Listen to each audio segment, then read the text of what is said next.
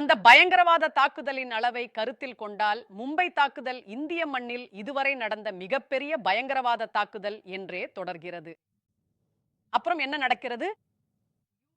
நீங்கள் இந்த நாட்டில் இந்து பயங்கரவாதம் நடக்கிறது என்று ஒரு வழக்கை உருவாக்குகிறீர்கள். பிறகு மும்பை தாக்குதலை இந்து பயங்கரவாதம் என்று லேபிள் செய்யும் சூழலை உருவாக்குகிறீர்கள். இந்த நாட்டில் எப்போதும் இந்துவுக்கு அந்த முத்திரை ஒட்டப்பட்டு விடுகிறது. அந்த லேபிள், அதாவது தங்களுடைய மக்களை கொல்வதற்கான அந்த குற்றச்சாட்டு. இத நான் ஏன் சொல்றேன்?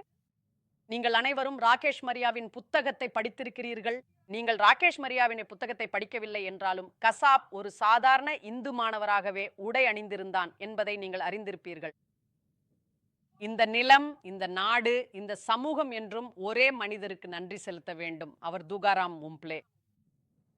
அவர் தன் உயிரை தியாகம் செய்தார். ஆனால் இந்து சமுதாயம் மீது இந்து பயங்கரவாதத்தின் முத்திரை ஒட்டப்படுவதை அவர் தடுக்க முடிந்தது. கசாப் உயிருடன் பிடிக்கப்படவில்லை என்றால் மும்பை தாக்குதல் என்றென்றும் இந்து பயங்கரவாதம் என்றே குற்றம் சுமத்தப்பட்டிருக்கும். அதனால் கசாப் உயிருடன் பிடிக்கப்படவும், பின்னர் அரசியல் சூழல் மாறிய போது சிலர் வெளியில் வந்து உண்மையை பேசும் தைரியம் காட்டியதும் மிக முக்கியமானவை. அந்த காலகட்டத்தில் நடந்த சில விஷயங்களும் கூட.